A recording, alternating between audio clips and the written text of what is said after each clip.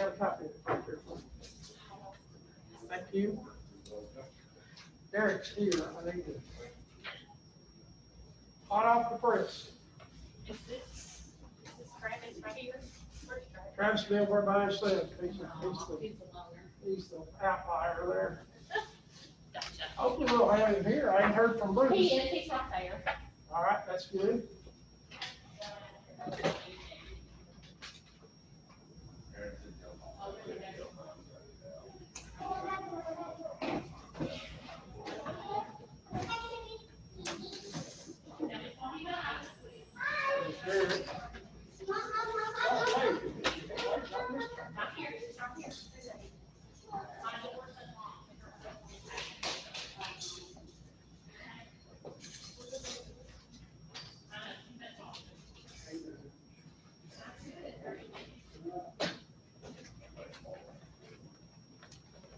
How's it going? Good, how are you? Doing good. Hi, Derek, I'm coming to you.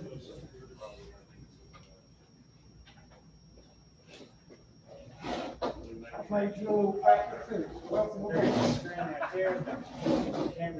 You board member? You board member coming on? All right, congratulations. We on board here. 30 days? September Yeah. 1, midnight, September 1, all begin. I'll fly over here. Here he is.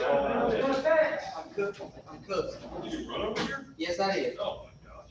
Just remember, you know what the doctor told you to do? I have it. I have to put it in. I'm so wet.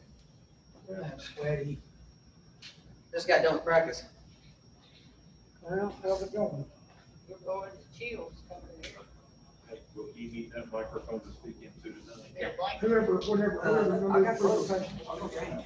Same thing goes for I me. keep my clothes. Yep, yep. I did change my So shirt. I want, when you get ready, we can use that mic over there, and I'll just hand it to you, or hand me one of these others. You may use mine. What's that? That's Bruce. Yeah, this will be me then, right? That's you right there, Kitchen. I'll make this So you'll year. get placards, you need to get placards. Hey, how are you? No, I don't need one for sure. Just place you a little bit. Nathan's at the softball game. I didn't need one. Oh, For my department. I didn't have one. Give me away from these suckers over here, you're good. Hey, you're out the mouth there, Travis. I told him, I said, as long as he's keeping me away from suckers over there, I'm fine. Travis, you be nice. Hey.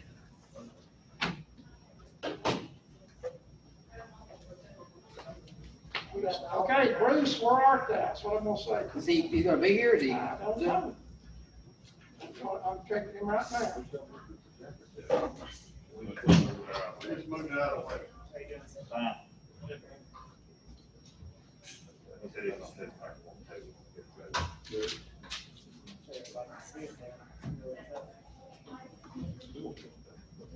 Where art thou, Bruce?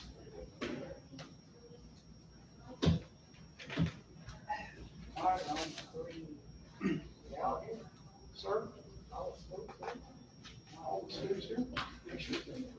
Should it?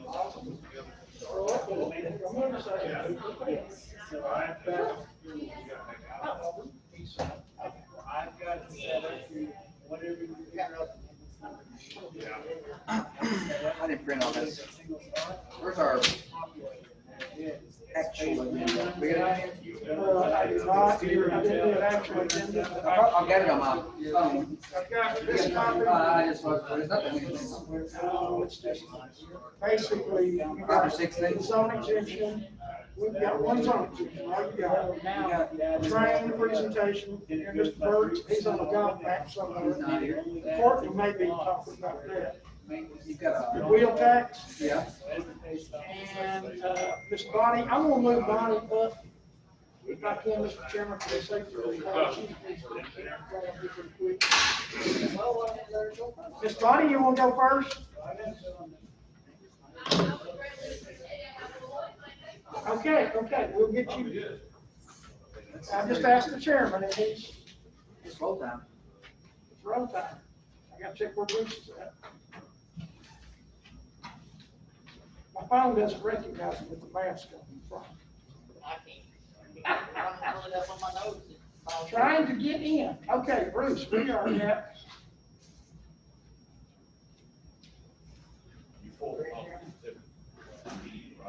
I printed this and read this already. In color, just like you got it. This one right, Right here. oh, that, okay, that's a new one now. And I Is just this- uploaded today, that's the latest It's edition. just, yeah, it was a day, it's been a day since I printed it probably.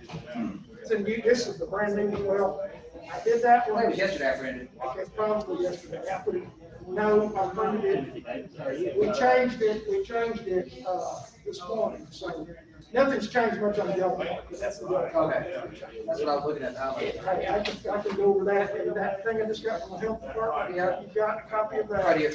That's the Hello? latest, that's the latest version. Bruce is on his way.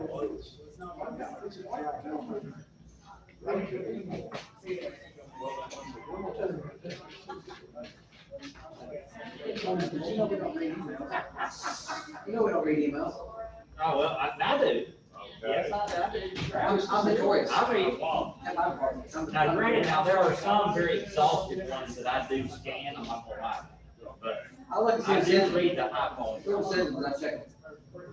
Yeah. But I do open them all up and look at everything. Oh,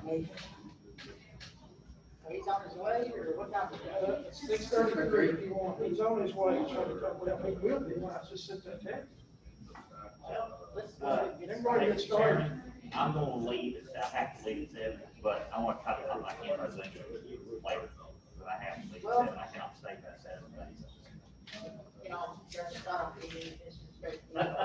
Every time I pull up a police car, I know, I think about everything I've ever done. it's okay, Here it comes. yeah. Here it comes. Well, I'll hop back on I later. keep forgetting, here it is. Yeah. You asked me this time, to ask them. No, it's against policy now, so. Yeah. You got one of the governor's masks, don't you? Several, I bring you one. No, it's okay. I normally wear it the way it's the cool here, I don't bring it. It's probably the same. Yeah. I got 7. They're all water. I've got the latest numbers too, that Lisa's here to talk about that. So,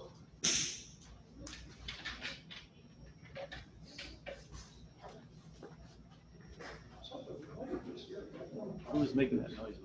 Was that noise coming out of the speaker? where do you think that is? That.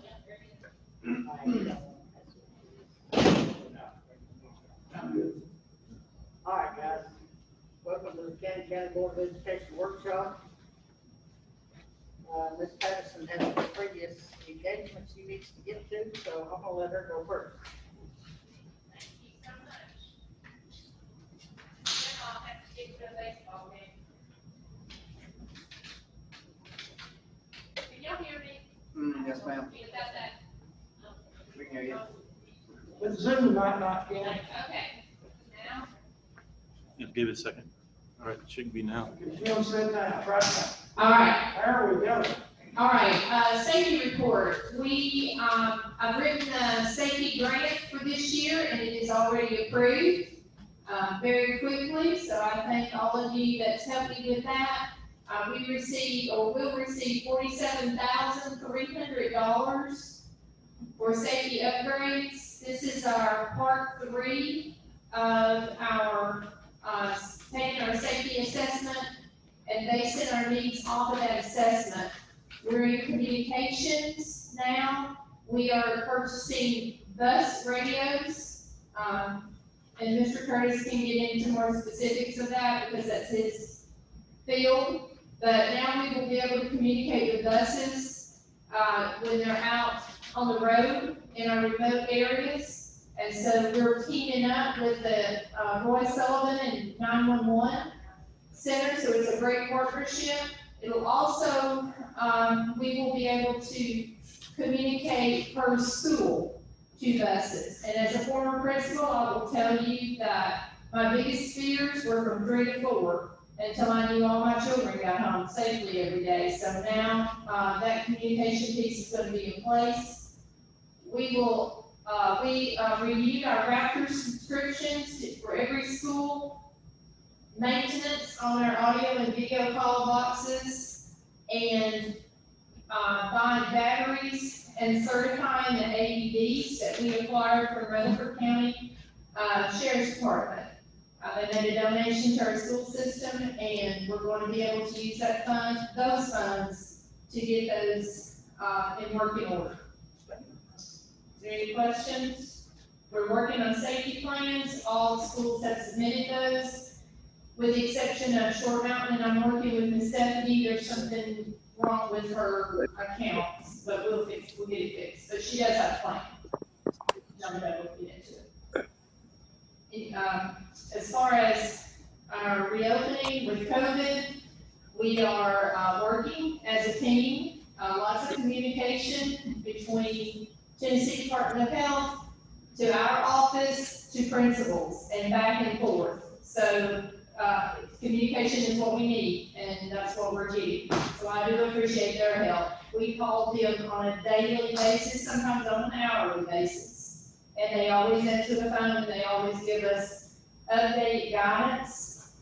In fact, the guidance that we received today or yesterday was directly from Dr. Grisham from the Regional Health Department. Can you hear me? And we received that information within 15 minutes.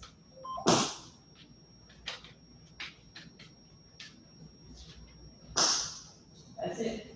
Have they given you any feedback on the mask? I know we're saying it's optional right now, but has it ever been considered a Let me ask you that. mandatory? Because Coffee County is doing that now. Department of Health recommends it. So a lot of them, they're not gonna be doing it unless they're made to. That's why Right. we talk about that. I've been asked that a lot. Well, I think Coffee County just did it, didn't they? But I Their was board reading, their board did, they yes. just did Oh, it, well, yeah. Wilson's did. And they said Also, they would provide accommodations for people if they didn't feel like they could, to provide them accommodations, which is understandable. But I think that needs to be discussed. I agree. well, good. 'Cause I've been You on can't even the go to phone Walmart with right now without wearing a mask, Curtis so today about that. No, you can't. you can't. I They're mean, mandated, just about everywhere. and thank you for your tireless work, too, Don. We do appreciate you and the whole team, all of it. I understand, it's just that y'all done some exhausting work, and we're really appreciative of that. And we do have all our sanitation supplies at our schools being used that we received. That took a tremendous effort out of everyone to get those to the schools. We had custodians, principals, and supervisors, and cafeteria workers, we had everybody working on that. And our water bottle refill stations are here, and they will be installed this week. Rex will be working on those water bottle refills. And one thing that Bonnie mentioned, Mr. Chairman, if I can, the radios on buses is essential. And we found that out during some snow situations and some other times that we needed to recall buses, and they're on the road. Of course, they're not using their cell phone on the road. You have to stop, answer your cell phone, and do anything like that. With the radios, they can radio their school. They'll have two capabilities. And I won't go too much with that, but there are two capabilities. We can do school to school, so if our phone systems were to go out, we lose electrical power, we're gonna try to do that so they'll have battery backups. And so each school can still have communication with the central office in the event of a major emergency where we lose power. So that's good. We'll have two channels on there, one for bus communication and then one from school to school. So I'm looking forward to making sure that's working and that's working correctly. And Roy Sullivan has been instrumental in helping us do that. So that's good news. We're going to be right there on the budget. He will be, in fact, Roy said if we have any kind of shortfall or anything, he'll look at some Homeland Security money that perhaps we can partner with them to finish this project. So more details to follow on that, but hopefully we get the bid process on this done, and hopefully we'll get this thing on into October, and hopefully have that those completed and installed. That's long overdue. So Lisa can tell you that, Lisa, you know the same thing about that on bus radios? Well, I think one, we've been needing 3 years, and I'm struggling for a long time. You look at the topography of Cannon County, and it's hard. You look at, you know, going from the Highland Rim to the Central Basin, and you've got hills and hollers and cell phones and places that, you know, where anything happens. And Mr. Sullivan has been experiencing Cannon County law enforcement. He's done, you know, he knows where the weak spots are, the dead spots are, and he's been working with us hand in hand on getting that right. So my kudos to Roy Sullivan. Let's get that. And the state is rapidly quick, Bonnie, I don't know if I can say that or not. It's a double adjective, I'm probably in trouble with it. Bonnie, we got what, Lisa, and when that happened, that didn't. I think it's because they have been a partner with us and they followed our journey for the past 3 years. And it wasn't, we used our safety assessment and we tied it to that. And I think that's why it was passed so quickly. So our contacts at the State Department, we know them personally, and that, I think that helps a lot when you pick up the phone, Bonnie always wish she calls her. One of the contacts at the State Department. So we, Chairman, are we at liberty to discuss masks or what about just want to discuss the safety? It's a workshop. Sure. And it's, Sure, we're, let's let these two parents right here. Honey's doing that already. Sure. Anybody see a reason we can't approve the agenda? Now, if you want to add or take action on the matter, we'll have to amend this agenda first tonight before we start. I think that we need to do that. I think it's inevitable. Yeah. I mean, it's just a matter of time. So I'm trying to stay ahead of the ballgame here. I'll take a note. Perfect. I'm prepared. another thing on the consent agenda, gentlemen, that I look at, you got to approve Mr. J.D. Davis as a non-faculty volleyball coach. Mr. Nichols gives his full approval, as well as A.D. Cable, on Mr. Davis. Also, the general clerk where it says, approve resolution to transfer funds from one account to another account for the city. This is routine you do every year, because of the budget and the ending of the budget. And so every year this is on that agenda to actually approve that to be done. All right. Yeah, Mr. Ms. Love, y'all got any questions for him? We got a transfer request. Is that? You have the transfer request in front of you, right there, yes, sir. That's easy to name. That's it. It's the deadline that we have an exception of 10 days after we start. They're here for that. Okay. All right, sir. We were just requesting for my daughter to be transferred from Woodland to East Side. She has childhood anxiety, been diagnosed. She has 504 plan with Cannon County, and we feel that the smaller school, more intimate setting would better serve her. She's had a few little issues at Woodland, and we just feel like East Side might be a better suit for her. And we're within just a few miles of it. We're right between them, so there'd be no issue for my wife to take her to school every morning like she does Woodland now. Okay. So she's taking her to school now. Yeah, she takes her to school. And just right in between them? Yeah, we're there in Carolina States. Okay. I mean, we're literally right between. Yeah, I used to live there. What are you talking about? What's our class size looking at, 4th grade? Class side, I was just looking at that. Sorry. I was doing that. We have 12 currently at East Side, that won't be a problem. No, I was gonna say probably. And then there's 31 currently at Woodland, so. Yeah. Yes, I think that would be, I wouldn't have any objection, he just missed the deadline, then I wouldn't have any objection at all, this is a All right. Yeah, that's fine. Yeah. Somebody have it all. We can't take any action tonight. We vote on it Thursday night. but- Right. Thank you. Thank you. Thank you, Mr. Lewis.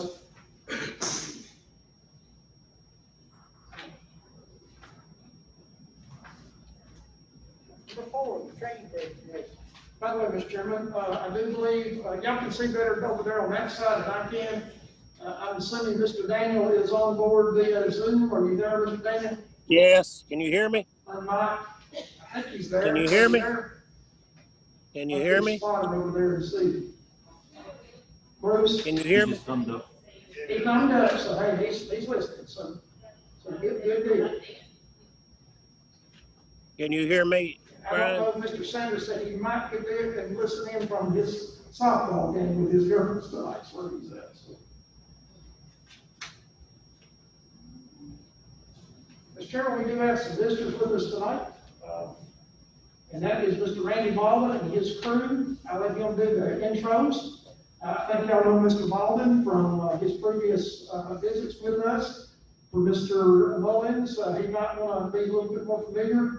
Derek has some AC experience, so our future board member, Randy, is Mr. Derek Mullins there, an account, and a former student of mine, and he's got considerable AC knowledge, so he works with training again and again, Derek, I believe.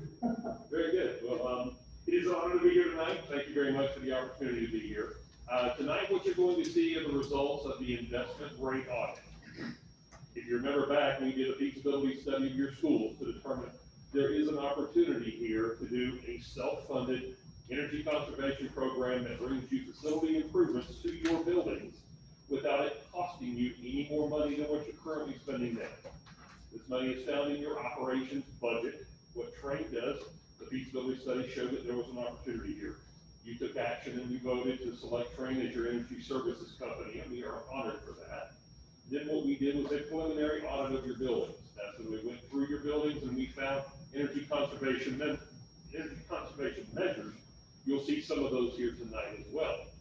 Then what you did was take a vote to make your first financial commitment to Trane to do an investment grade audit, where we brought in third-party engineers into your buildings and went through your buildings to verify the savings, verify the energy conservation measures, and improvements for your buildings.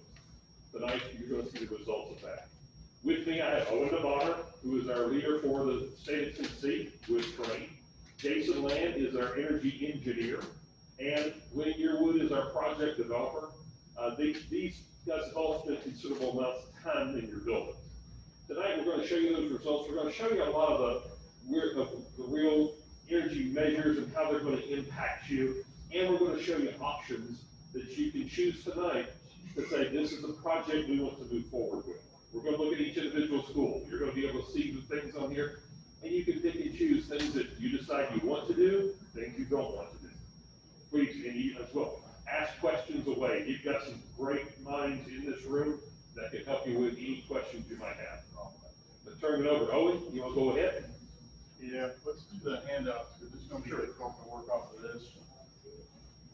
It looks a little blurry there, home.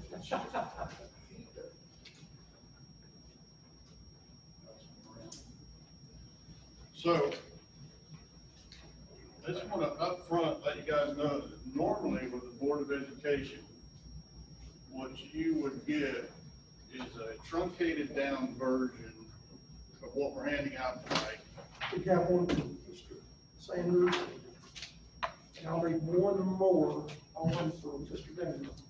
I gave you one. Okay, that's fine, he can use that, he's fine after we get that. So this is a lot of data that Director Curtis and the maintenance folks worked with Trane over several meetings to go through this data and take this data and come up with basically 3 plans, which our goal for tonight would be to have enough time that you guys can understand the program, how it works, and ultimately select a plan that on Thursday night, you would approve Trane going forward on your behalf with Director Curtis to formalize that plan and seek funding through the state's EESI funding program.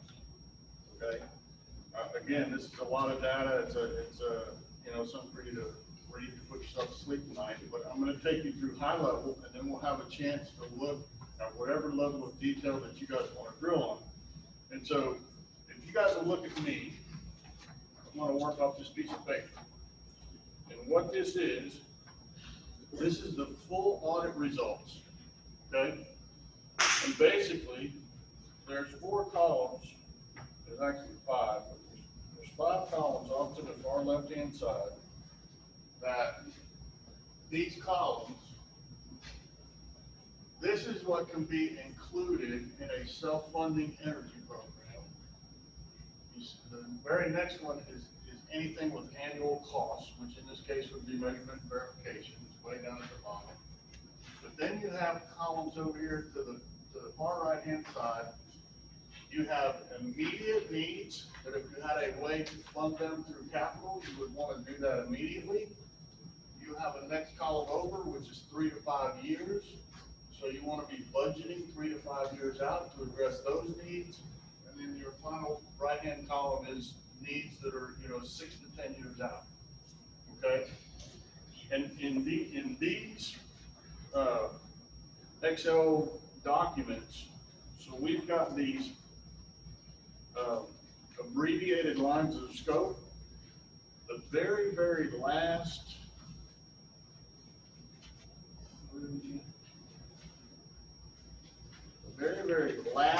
three pages of this package gives you an expanded definition of what that scope is. Okay? And that applies to every single page in this set of documents, because you'll see as you go through them, they all start out the same. They all start out with Auburn. They're in the same sequence all the way down the pages. Okay? But the first 2 pages are the total audit results. And so if you go to page 2, down in green, you see the potential to fund $1.8 million in property improvements in a self-funding energy program. You go over one column and you see a grand total of $5,350, which would be a recurring annual cost, okay, to support your measurement and verification and to support the EESI program requirements of populating Energy Star's portfolio manager. You go over to that purplish looking figure right there, there's $1.55 million worth of immediate needs that if you had a way to fund that, if you had capital on hand, you would want to fund some or all of those. Then you can see 3 to 5 years out, 1.3 million, and 6 to 10, 1.7 million. And so these 2 front sheets give your director a roadmap on how to do capital budgeting per site going forward, and what specific items that you're budgeting for when it comes to equipment in the schools that affect the utility meters and occupancy and standards of quality and indoor air quality and things like that. Okay? And let me just kind of stop there, because I know this is a ton of data, and say, okay, do we have questions at that point, or would you guys like to maybe get a summary of what the director and Train and the maintenance guys put together as plans A, B, or C? Plans. I can tell you, John, we spent several hours on this project working with them. And Mr. Arnold and others in the maintenance staff, as well as some on the staff, looked at that. And we've analyzed this, and we see the plans, and we've got basically three plans: Plan A, Plan B, and Plan C. And I'll let Owen and Randy take it from here, because I do know our limitations. You know our limitations with our funding body. And I wish we could do the law. I'll say that right off the bat. I'd like to do the law. However, we live in a realistic world, and instead of what we could do. And what we've done is try to prioritize needs here. There's something I really wanted to do, and I don't know if we can do it or not. That I really think is a need. I don't know if we can, because it may or may not self-fund depending upon the consolidation debate, if you want to call it that. So we looked at this, and I know every board member probably needs to look at every school, but you probably go and zero in on the schools that you are interested in. And there they are, in black and white. So I'll turn it to you. And if I need to give you some further directions, board, I can, about where we looked at, why we looked at this and that. And, you know, one of the things is we know, these guys know exactly what EESI looks like. And by the way, if you're listening tonight and you would like to know what EESI is, that is the Energy Efficient Schools Initiative, which is a part of the Tennessee Department of Education. It is not a fake organization, it exists. And that does the money with the lottery, excess lottery funds. So the EESI, in fact, I think Mr. Scott Swisher has been addressed you before and been here as the person who's over EESI. And he addressed the commission also. And then Randy Holton, all were here for the commission to address the commission. So I'll leave it at that, Mr. Chairman. Okay. So Plan A, we took the results from every school, okay? And we said, okay, what can we do at each school that will fit within the EESI funding requirements, okay? And so, working with Director Curtis and maintenance, we took every single school, and so like at Auburn, interior LED lighting, exterior LED lighting, some replacement P-TACs that are in the capital budget, but we were able to move them into the program and fund them, okay? Some water and wastewater conservation. We got into Cannon County High School, again, lighting inside, outside, some more P-TAC units, complete controls for the entire school system to help get that beast under control. Water and wastewater conservation, plug load optimization, that's a whole lot of items at the high school. East Side School, Short Mountain School, on down the list. Most of the rest of the schools, other than Woodbury, were able to do lighting, provide some replacement units, provide programmable thermostats that are addressable through a Wi-Fi based system, okay? And Woodbury Grammar,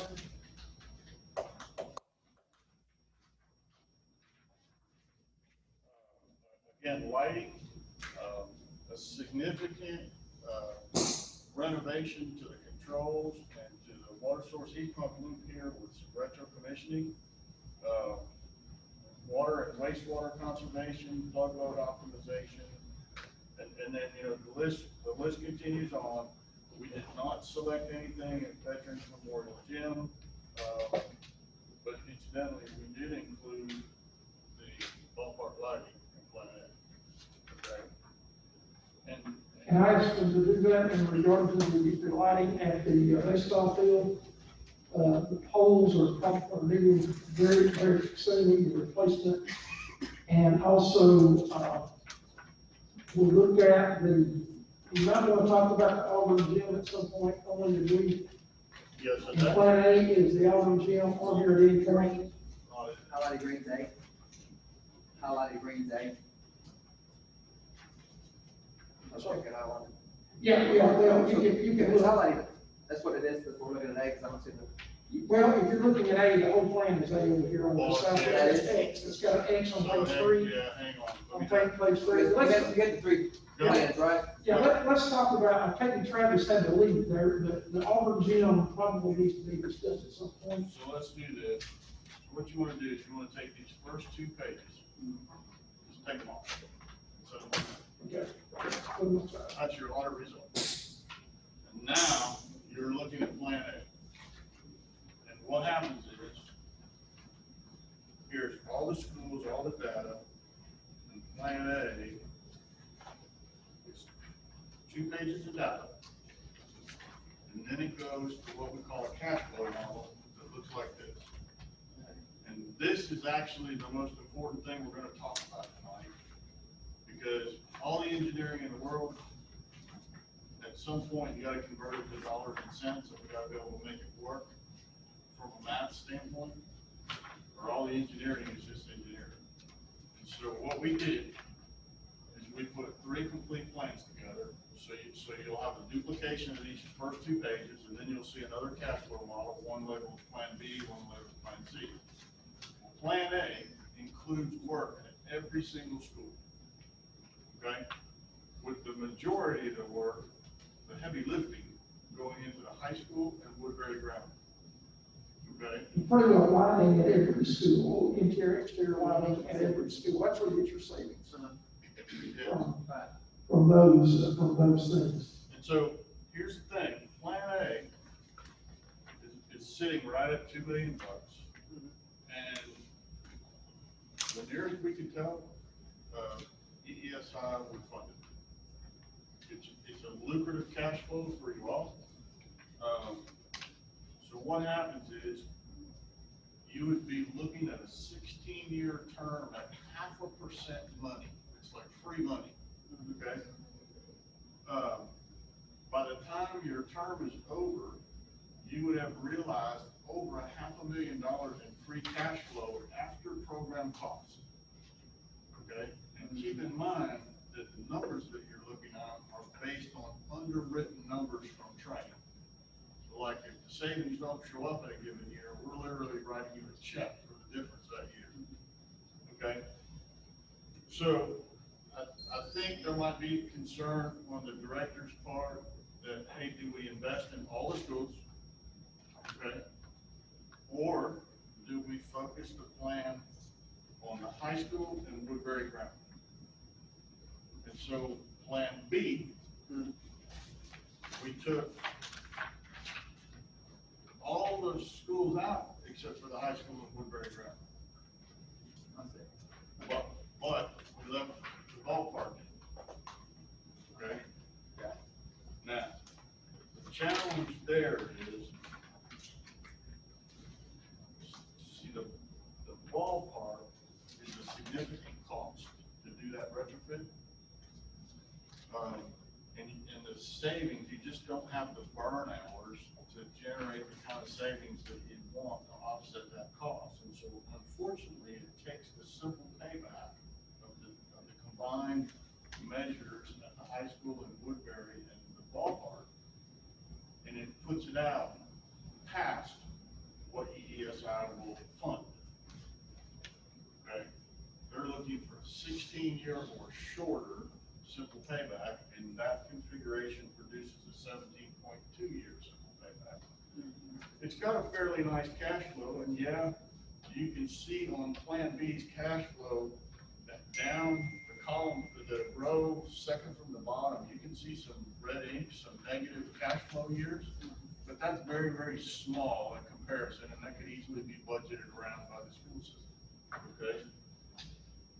And then what we did on Plan C is we took Plan B and just took the ball field out.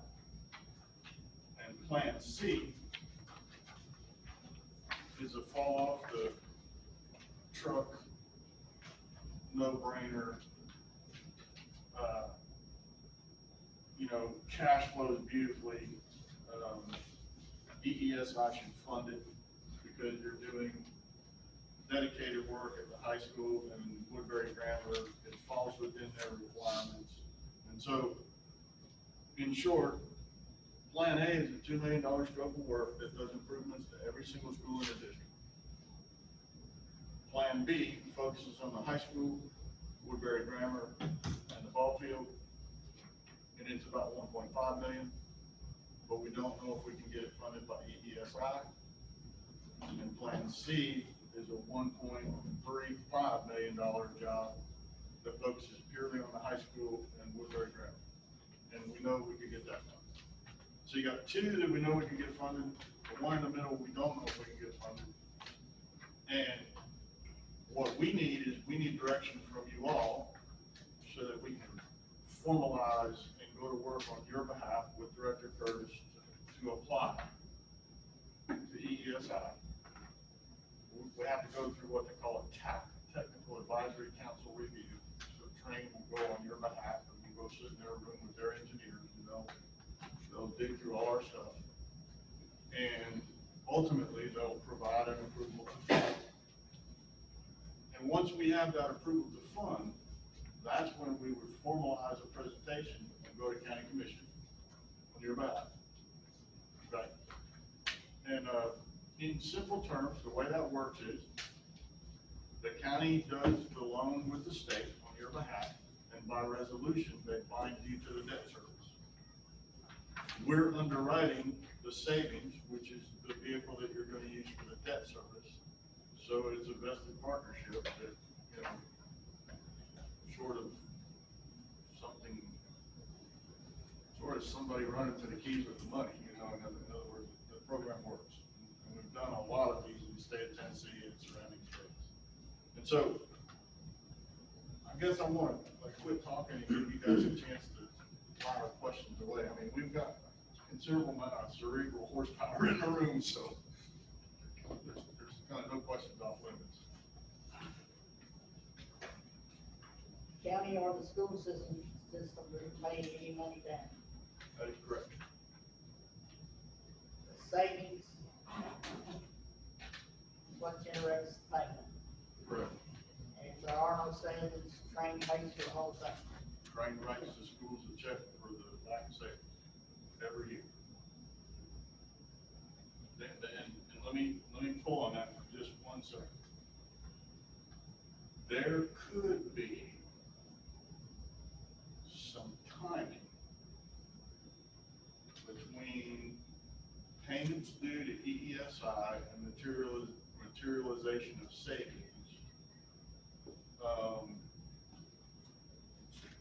It's normally not going to get very far off, a couple, 3 months, but there could be a scenario where you were having to make a payment and the savings were coming a couple months in arrears to cover that payment.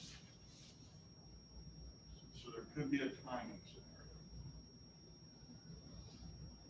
scenario. We're going to reconcile with you every year. And it's not like we're gonna show up and knock on your door and say, hey, we're here, and guess what? We work with you all the time. In other words, you kind of get sick of us because we're gonna have an energy manager and measurement verification guy working with you, tracking your stuff, making sure that everything's going smooth, because like you, we don't like surprises. If that makes sense. I did have a question in regard to the high school. Did either of these plans do anything in regard to the insulation at the, on the high school roof? Did we put that in there, or what happened with that? I text that the other day. We did not.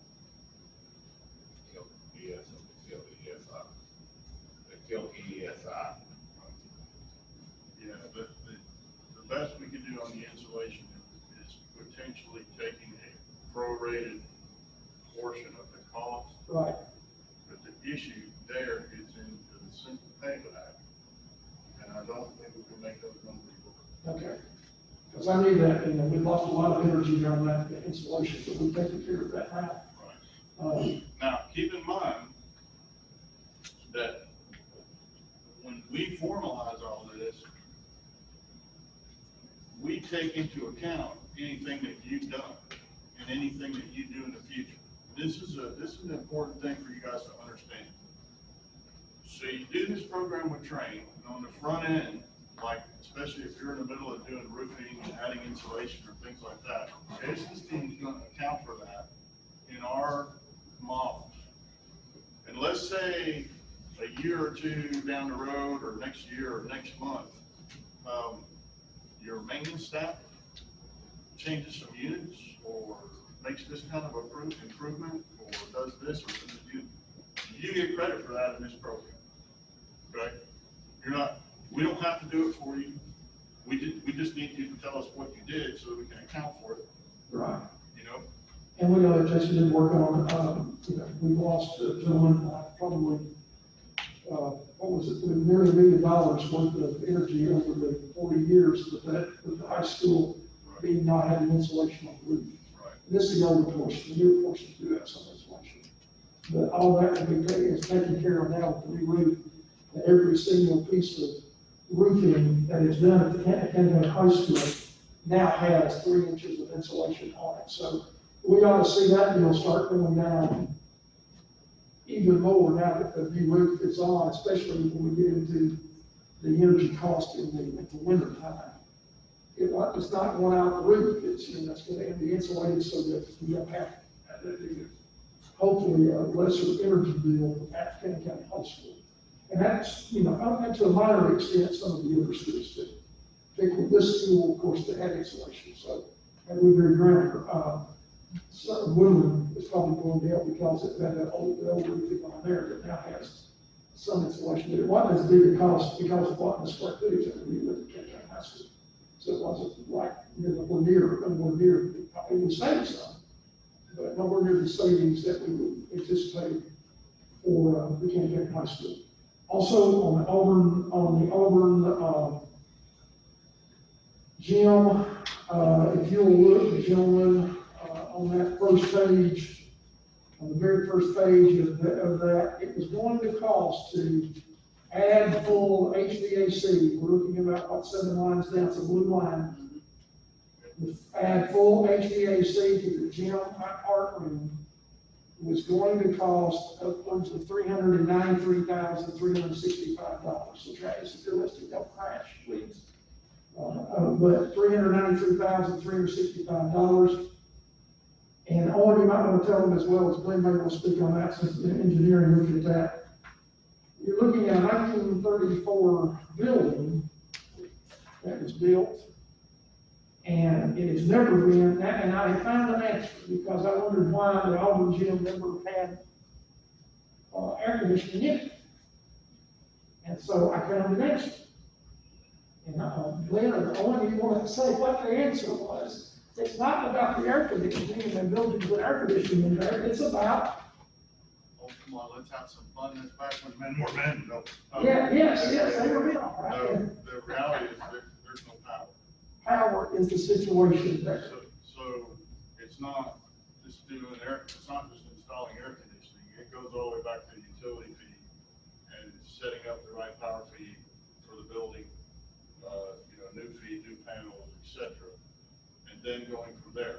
Now, and we had a pretty elaborate discussion in our last meeting because, Director Curtis is challenging us like, come on, guys, can't you figure out a less expensive way to do that? Well, the answer is yes. Okay, there's always a less expensive way to do something. It just gets into what kind of trade-off do you want to make? The way we designed it, is the way Train would go take care of that building from the heating, air conditioning, ventilating standpoint, and upgrade the electrical service, etc., so that you had something that, was professional and you could be pleased with, and it would have heat, and it would have air conditioning and ventilation, etc. Could you temper the gym, for use during hot weather and come up with an alternate scheme for some background heat for less money? Sure. But we still have to address the electric. So it's not like you're going to turn $393,000 into $100,000. It's still going to be a significant cost to go in there and do it right. Okay. And then you included the art room, the coaches, all that is right. So that, so here's the funny thing. Well, actually, no, Jeremy told me they stopped. I was gonna say there's a TVA rebate, but there's not. They ended the electrification. Like they killed it. Yeah.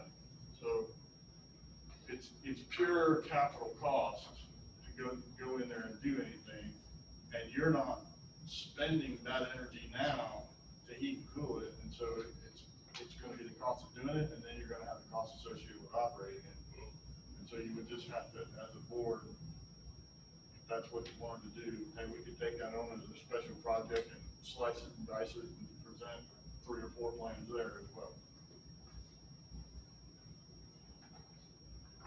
And certainly the need at the ballpark, that Justice Scott was Justice Timberland ballpark, you can see that on there. And it's on that it's on that 3rd page there, I think, that's under, it's on the 4th page. Where it's, you said Veterans Memorial Gym, and right below that, the Justice Timberland Park, and you can see that project it helps it because your electric, your saving on everybody's electric bill, so you're basically trying to fund this project, what you're gonna try to do.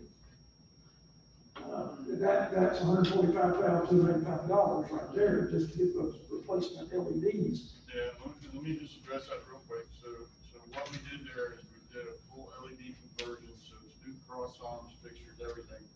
The only thing we did not do is put new poles. And so the end result is a near TSSAA standard lit field, okay? They'll have 10-year non-prorated warranties on all the equipment. But to get a pure TSSAA illumination, you'd have to replace the poles, and that would take that project double. It's just not worth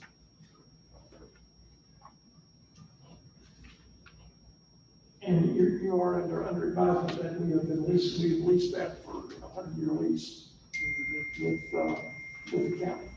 So even though it's county property, it's now become our property.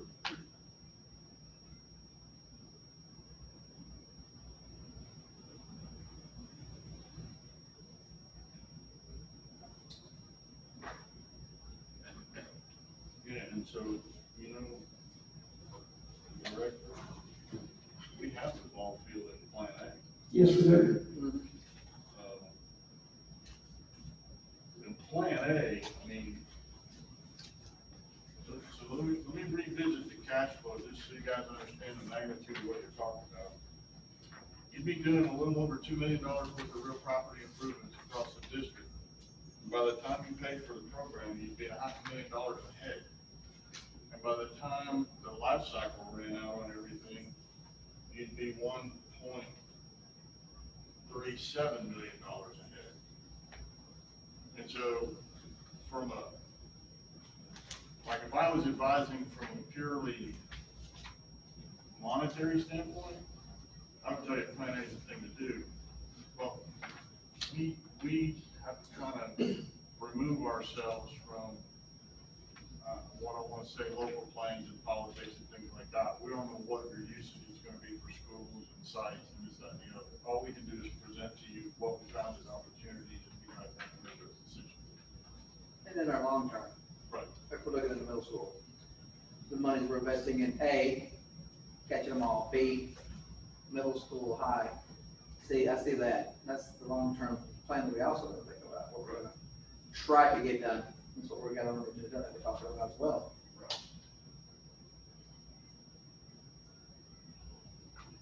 So that's why I had to go back and do a Plan B that dealt with just Woodbury Grammar and the high school, because in any consolidation plan that's out there, That's what I'm you've saying. got to utilize these two Yeah. buildings for any kind of consolidation plan. And C was just without the And ball. C was just without the ball. Well, that also see that's the. That's the fallback position. Right, all right, I understand, right? yeah, gotcha. If it were to be approved, when would you start and how long would it take you to finish? So A, B, or C. Yeah. A lot more to do. Well, Plan A, I would probably tell you we would look for about a 9-month window. I would think on Plan A, doing all the schools of construction. But so let's talk about timeline. So the first thing that has to happen is you guys have to authorize Train to work on your behalf with the state and the director to go seek funding. And I'll tell you, that's probably gonna take 60 days in and of itself, between the TAP review, meetings, and so on and so forth. And then once they approve funding, then of course we have to go to county commission and get through that process, so that could be another 30, 40, 60 days, okay? So like if you guys said, go forward with Plan A tonight, it could be 120 days before you could break ground, okay? And then, we're looking at, 6 to 9 months worth of construction. One thing I think this board would like to hear, either A, B, C plan, either A, B, or C. I I know the geothermal system has been mentioned multiple times here at Woodbury Ground. And you might want to tell them just briefly on, Randy, any of y'all, in regard to, what would be a plan, because we keep losing wells. Don't say that loud, you know, maybe we will see another blast in there. I drove in real careful back there. Thank you, Glenn, I appreciate that. They, you want, that's what we need to hear. I think this, Mr. Elrod represents this district, and certainly we all are utilizing this school. And we're proud of it, but guess what? We've had, that's the elephant in the room. There's no elephant. I mean, we keep losing efficiency out of a geothermal system that was poorly designed, where it's at, literally under the parking lot, here those wells are. And then there are other reasons, and I'm not going to go into the reasons, we've talked about that, this board knows that. But would you tell them what our plan is to do, what we need to do here? So here's the thing. So first off, let me give you an idea of where you're at, okay? There are, forget the total number of bore fields, or the laterals, but each lateral's got 12 wells on it. And there are 2 of those laterals that are valved off. And what that means is, there's a leak somewhere out in the bore field of that lateral. And understand, that could be 12 wells. 1 of 12, 2 of 12, we don't know, okay? So essentially, there's 22% of your bore field that is valved off, isolated. The rest of your bore field is working fine, okay? So, you kind of stop there and you say, okay, maybe there was some settling or whatever, and we had to isolate those 2 laterals, and so we're down 22%. Well, as it works out, there's about 22% of the capacity of some equipment on the school that typically is not operating, and so the rest of the equipment is working right now with the well field.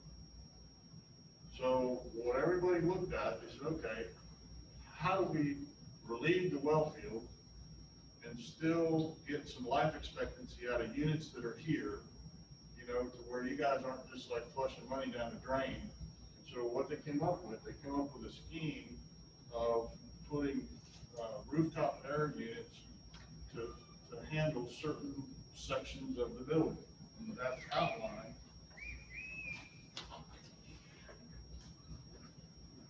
That's outlined in 2 categories. So one is to convert the cafeteria, gym, and kitchen, and the other is to convert the office and the library. And you're looking roughly at about $500,000 to do that. And what that does is it takes those areas completely off the geothermal fields, puts them on standalone units, gives you some diversity in the way that you operate, and it also restores the capacity ratio back to the geothermal field.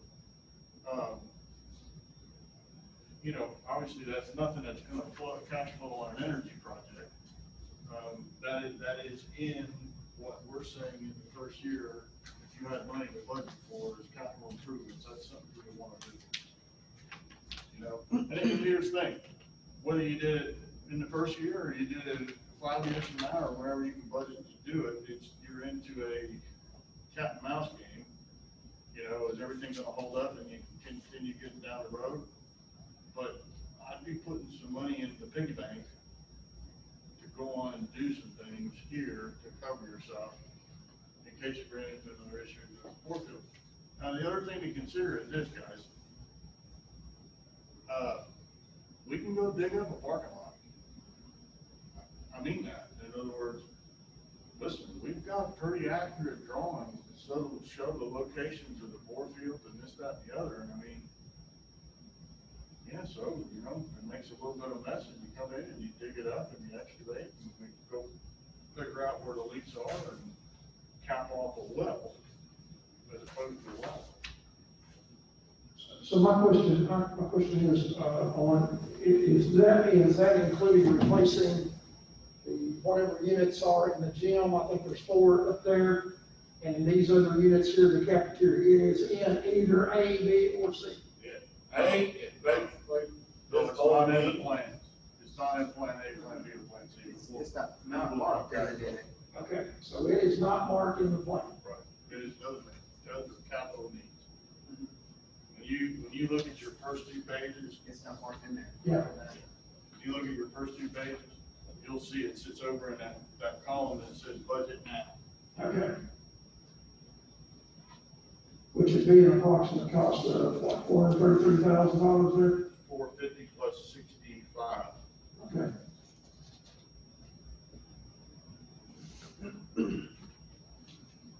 I was looking at the high school, so. Now, let me say this to you. The work that is included, in Woodbury in all 3 plans is going to significantly improve the operation and comfort of the building the way it sits right now today. But it does not address if you have another failure in the well field, going to. And we have heard, some semi-estimates that if you have a catastrophic failure among the lateral fields that you've mentioned, you have a catastrophic failure there, we're looking at having to do a similar to what we've done at the high school with a cooling tower. And the cost of the cooling tower, retrofitting this area to a cooling tower will be upwards of $500,000 to. It's not just a cooling, it's a cooling tower and a boiler. Right. So yeah, so you could potentially be in for another $500,000. Understood. If you took out.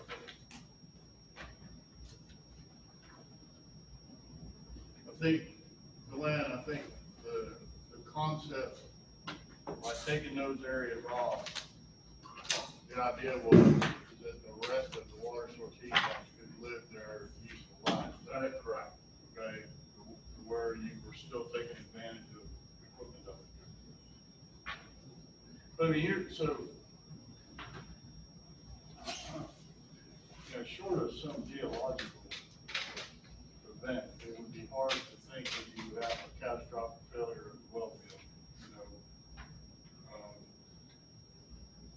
If we look at the longevity of this building, that's what I'm talking about, the longevity, another 40 years of this building being utilized.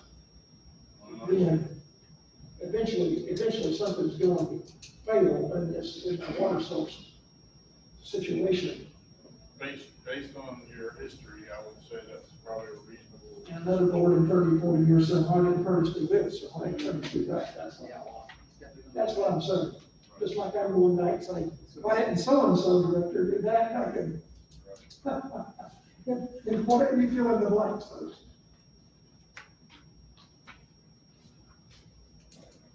I just wanted to let the board know this is what is not and is or is not in the plan.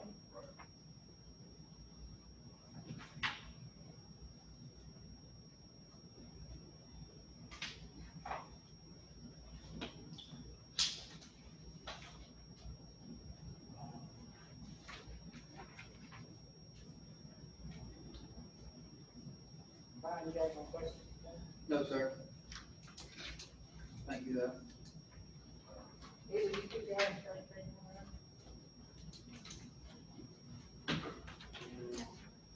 My only question is on the County High School, Indian plan, they're gonna place 17 VTAC units. Are those existing VTAC units, or they're gonna back out the cooling tower and all your water source heat pumps? Those were just replacement PTACs that we were furnishing to the maintenance team. So basically, on the audit results, those fall as, capital items, but there's enough excess energy savings, we could fund those through EESI. So we said, okay, let's just use excess savings and we'll go buy those units and give them to maintenance so that they have them. And so that's there, you'll see it if you go down through the schools. Basically, we work with the maintenance to identify, okay, how many do you need at each school? but to plug the cost in. And then when we were sitting in the room playing around with cash flow models, we figured out, that we could actually fund them from the energy, so. And they've been doing some analysis on how many PTAC units have been going down, you know, after a period of time. Most of these, of the newer wings in all of our schools have those PTACs that were installed originally in 2000. And, you know, you see the year, General, it's 2020. So, you know, how long does an air conditioner last, you know, like that, you know? Well, and you know, they can service that, they can take them out, put them in, bring them out. When I say air conditioner, it's also provides heat too.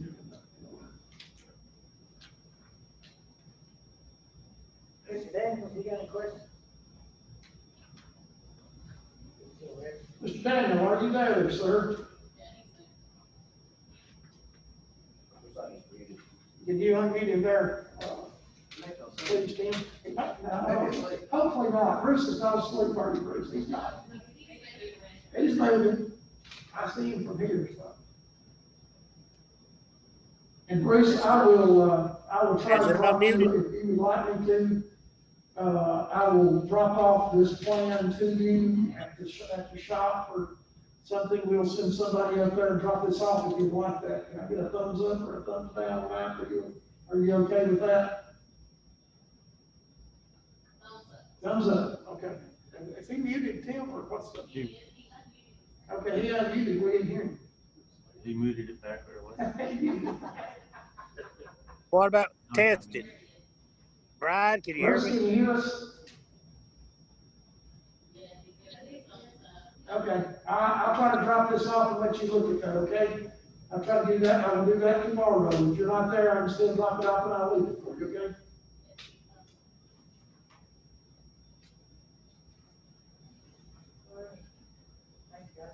Thank you.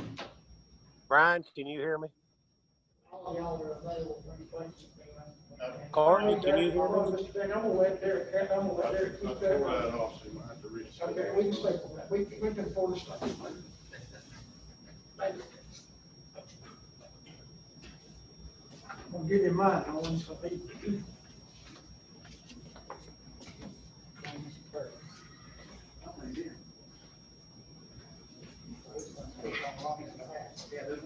Is Courtney online? Courtney Nichols, would you unmute, please?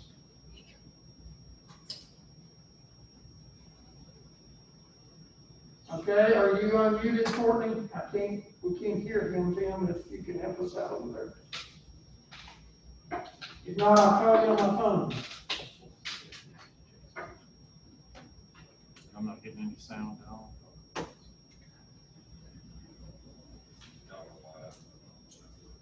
Call Courtney Nichols.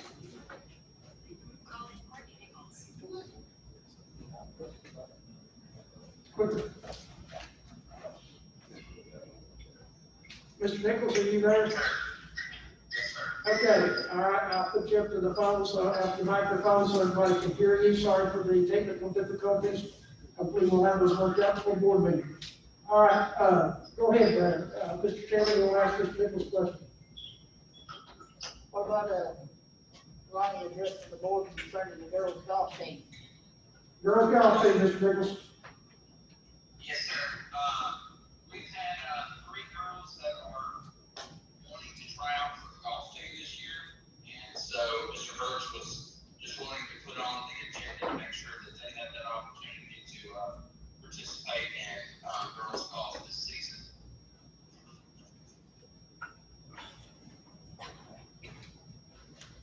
All right, any questions regarding the golf? He's just asking permission to begin a girls golf team, is that correct? As far as I can tell, yes, sir, this was when I talked to Mr. Birch. Okay, I'm sure he's here Thursday night, Mr. Nichols, if you can. Does he have a golf match Thursday? I will check and see. I know he had one today. Okay. If he'd like to address the board, he will be here to address the board, understood? Yes, sir. All right. I would be happy to address it.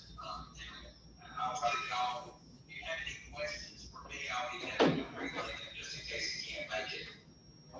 Okay, any questions? No. Thank you, Mr. Chairman. Thank you, Courtney, appreciate it. Yes, sir. All right, go ahead.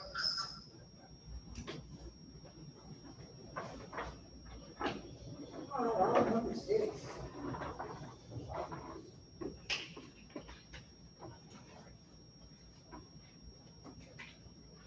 I don't have any of those printed off.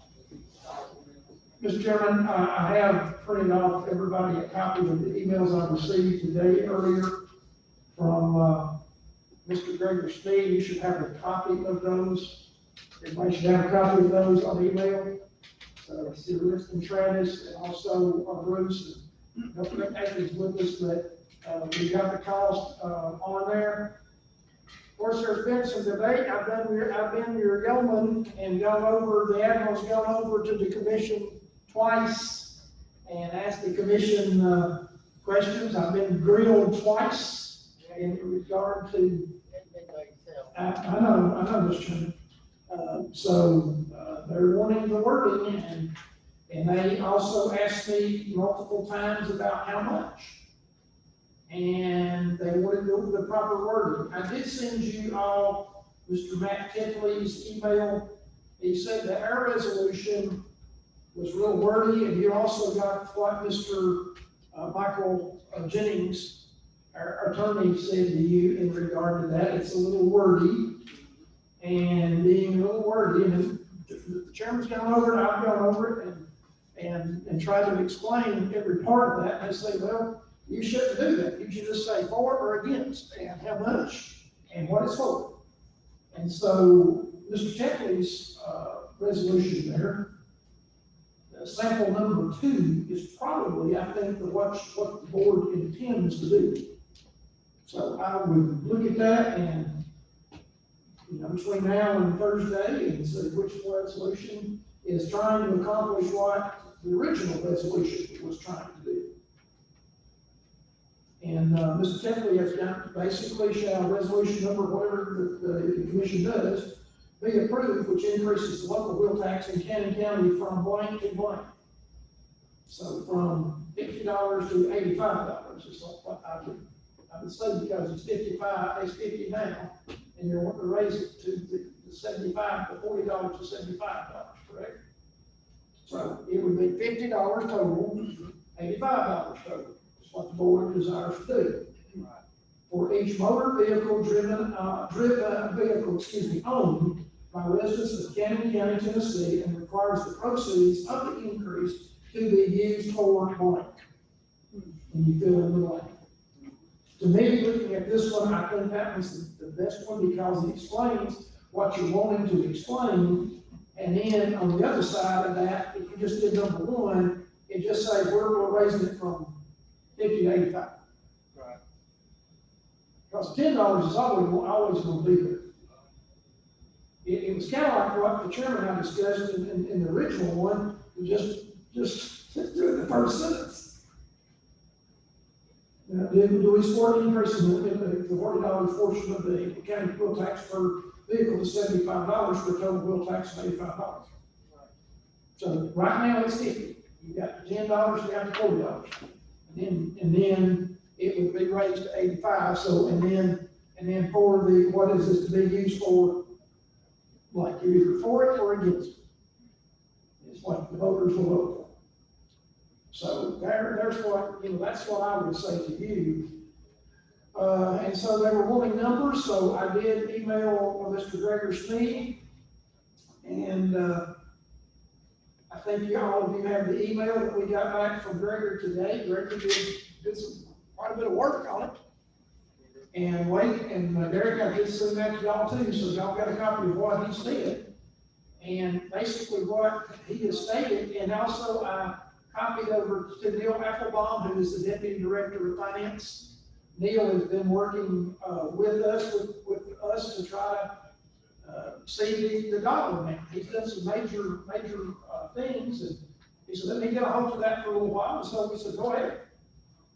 And he did, and he looked at it, and you saw what Gregor says. And what happens is, and this was what was stated at the county commission meeting, that how much are we asking for here? How much are we asking for? Well, the architect tells you right now, it's around a certain amount that Gregor mentioned. And he said, okay, I've got this amount. And request for approximate cost. So he said, I've got this amount. So it depends what you want to do, where you want to put it. And so that goes into play. That's why I put the map on there, and Neil did the map. So he did the map on there, and you can see the parcel of property that we consider, but you know, for the football field, was practicing a few months ago, that's approximately 6 acres there. On this side, on the east side of the building. So if you didn't do any kind of demolition work, whether the Veterans Memorial or the Senior Center or whatever there, and then you still got 6 acres right there. So that's interesting to me, and you know, you might want to look at, you know, just below that 6 acres to the south there. So you would have those considerations to do that. But the quick response, you know, and Gregor did it. I think he did a quick response. And you know, I did plan A and 1A and 1B, and then you know, Gregor just said, hey, he worked on it today. He got back with me, asked how many people were at the high school. I sent him a copy of what I had at that moment on our school enrollment, and he examined that. And he got back and he said, basically, you're wanting approximately 105,000 square foot. And he said, Knoxville's right in the middle, Knox County's doing one right now, same size. 850 to 5,000 students with a core for 1,000.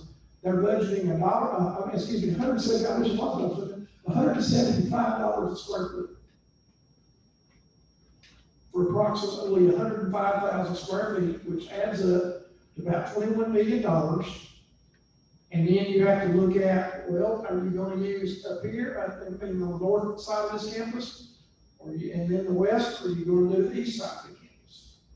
So if you're going to do that, then he said, you know, the cost per land, one thing I did check, the chairman's also checked on that, is the amount of sewer and water capacity. So that's what you're looking at. So you're saying 18,795 for 105?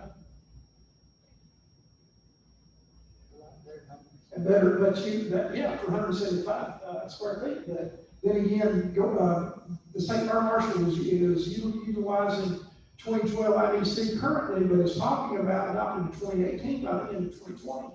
The change will require all students to have a portion large enough to house all students and employees that's designed to withstand a tornado.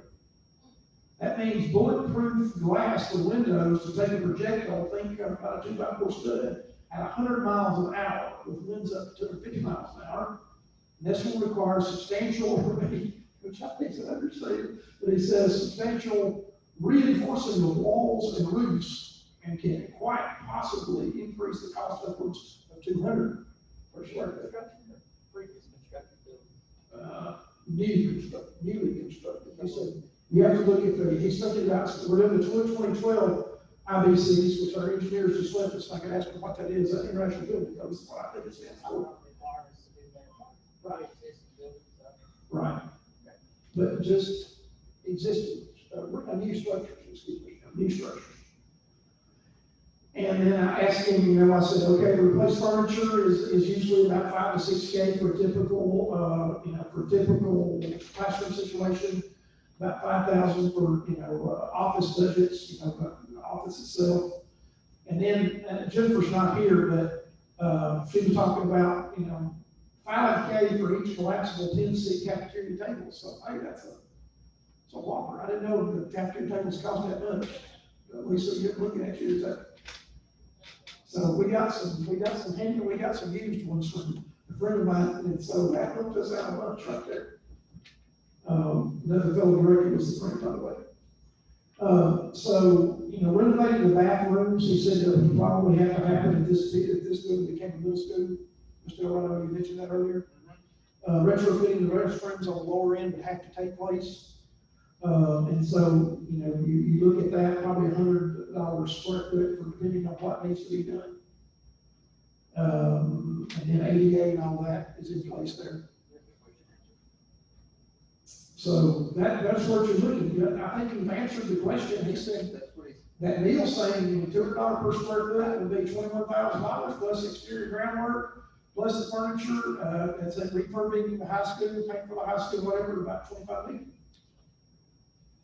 Is what? So I was estimating a little bit higher than that, but, Gregor gave us something more, I think a more precise figure than what I did previously. They asked me to put me on the spot, Commissioner, I just said 32 million just off the top of my head, so. But I said, you'll make that's 25, that might be a little bit more. Impressive than that. So there's, I think, the homework, and probably they're not gonna like my homework, so Mr. Chairman, you'll be escorting me, I think, over there to the next commission. And other members of the board, or future members, so school board members elect. So I think what the board will do Thursday night, you'll have to determine, we're going to get the homework for us, give us a amount. I'm going to give it a amount. And order. It's what we've got to do on the 17th. So by the way, set your calendars, 5:30 at the courthouse on the 17th. You are hereby invited. So just looking at this, Mr. Chairman, I would look at sample number 2, fill in the blanks. If you're asking the director's recommendation, my recommendation is sample number 2.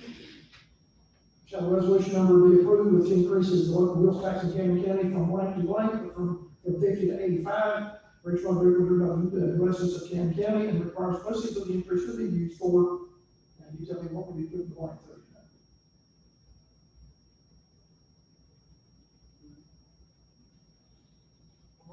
For construction of a blank. Okay, so I think my homework is concluded on that point.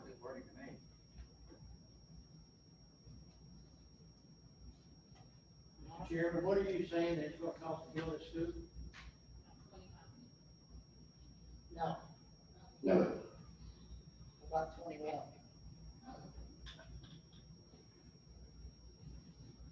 That's if it's 200,000. Look at ironclad figures for the building site. On what's currently being done in Knox County. No, I'm talking about on our building site. You can't just ask them for a building, you not got a site, you ain't got furniture there. You know what Commissioner Reed's gonna ask you? He's gonna say, what is it gonna cost to put that land in shape and put a building on it? And I'm just not being ugly about it, I'm just saying, we know what we're up to. And he is gonna hold our feet to the fire, and we can't go back up there with wishy-washy with it. One thing we can take is the architect's current figures. That's good. But now, the grading portion of that, if you're gonna get anybody to do any figuring, it depends on where you're gonna put it. That's gonna be big, for me, the big question, I think, on that, is where are you gonna put it? And 5 years from now, you know these figures are gonna be bogus. Sure, yeah. Yeah, no, absolutely. You'd be lucky to have one. But what astounded me, guys, is this, and is that I didn't think that was that big over there. It's 6 acres on the eastern side of this campus. And then you saw the 4 parcels to the south, but.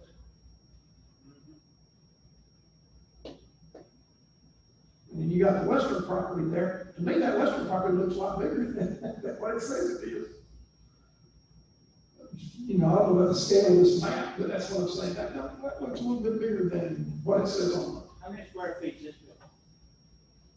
105,000? Yeah. So we're talking about duplicating this building? Very similar. One thing you can do is go up. But if you go up, that's going to happen for the cost of the. AD, the plans for wheelchairs. Elevator. You'll probably have 2 elevators probably in that building that size.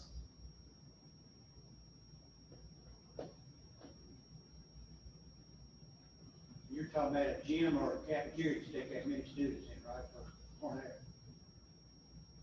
Well, not a gym, but rooms that you have to reinforce that you could get your personnel in. That's pretty good And, size. you know, they're doing that because they saw what has happened in a friend's next door in Wilson County. But for the grace of God, I just let that 20 watt during the day. You'll have to figure that, you're gonna have to know how many square feet that is, $200, Right. not the 175. Right. You figure, I don't know if y'all take into consideration, I'm just throwing things out. I just got this today anyway. We were glad to get today. We were glad to get today.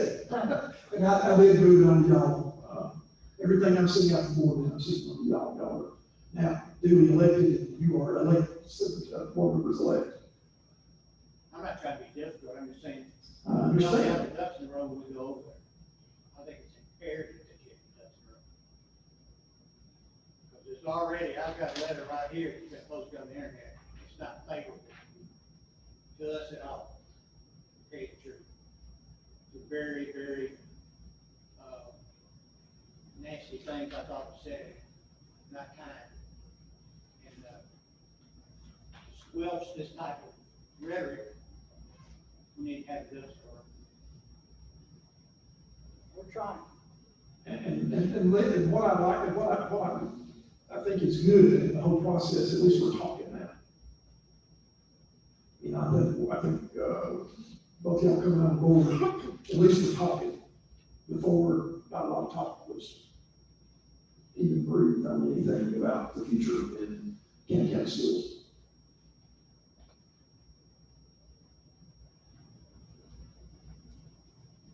All right, any questions?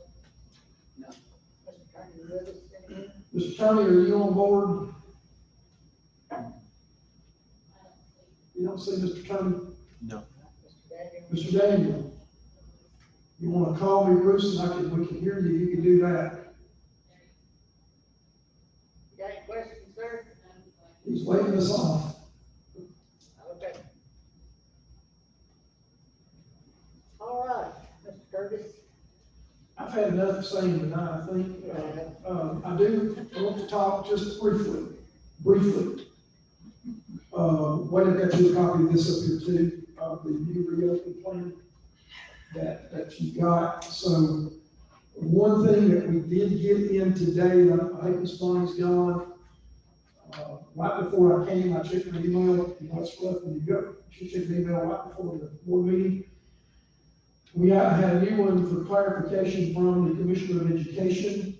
Basically, the new COVID plan, we've been following the health department, critical infrastructure is no more.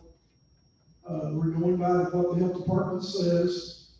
And basically, here's what it says. Any student or staff who has symptoms consistent with COVID-19 or has been diagnosed with COVID-19 must isolate at home for a period of 10 days. They are called a case. Okay? They're a case. They have been diagnosed 10 days from the onset of their symptoms or the date they were tested if asymptomatic, and be fever-free without the use of fever-reducing medications, and have improvement in symptoms for at least 24 hours. This is not optional. Okay? Now, guess if you have a proven case, this is positive. You have been and I've had to go over this again and again. You are now a case. Okay, second part, any student or staff who has been in close contact within 6 feet for greater than 10 minutes of a person with a suspected or confirmed COVID-19 was quarantined home for a period of 14 days from their last exposure to that individual. This is not optional. So there's where the case is being said. Now, that's what we are going by, and that's what we went by in this plan that was revised and is now on the website. It is on the website, the reopening plan, and it's got the August 11th edition on there, revision. So here is the plan. This is the plan that the board voted on. and we are utilizing. Now, the question has become in regard to masks and what that does, okay? Right now, if you read, and I said it to all of you, and I'm saying it to the individuals tonight, the CDC and the CDC and the Tennessee Department of Health recommend a 14-day quarantine for close contacts, whether or not a mask is used. Per CDC, here, they quote, the termination of close contact should be made irrespective of whether the person with COVID-19 or the contact was wearing a mask. Because the general public has not received training on proper selection and use of respiratory PPE, it cannot be certain whether respiratory PPE worn during contact with an individual with COVID-19 infection protected them from the exposure. Therefore, as a conservative approach, the termination of close contact, meaning 6 feet, less than 6 feet for 10 minutes, should generally be made irrespective of whether the contact was wearing a respiratory PPE, which is recommended for healthcare personnel and other trained users, or a mask recommended for the general public, end of quote. So there you have what it is stated in regarding to that. Any questions? So we are abiding. Masks are strongly recommended as a preventative measure, strongly recommended in our school system in this plan. So a lot of debate about the M word, still a lot of debate about the M word. And right now we are strongly recommending, when I go to a school, I model this is what's on. This is my Woodbury Grammar School colors. I've got some other colors out there. I noticed that. So, sorry, you're proud of me, Mr. Okay. Got some colors. So I've got some other masks. Travis was talking about that. I've got an E3 mask ordered for all the state. That was what Travis was talking about, making it mandated. Because our plans are planned. Sometimes you gotta back up on those plans. There's a whole lot going on. And I've got 100 phone calls. I got a few myself. I bet, there's no telling. There's no, and the majority are teachers. One thing I can do, with or without board, I can mandate it as the director for all employees, just like your employer could mandate it for all employees. And they do.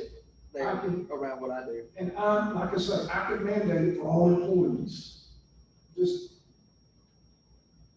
with the click of the keyboard, I'm just saying the stroke of the pen, but the click of the keyboard, I can mandate for employees. There's a lot of real concern with that.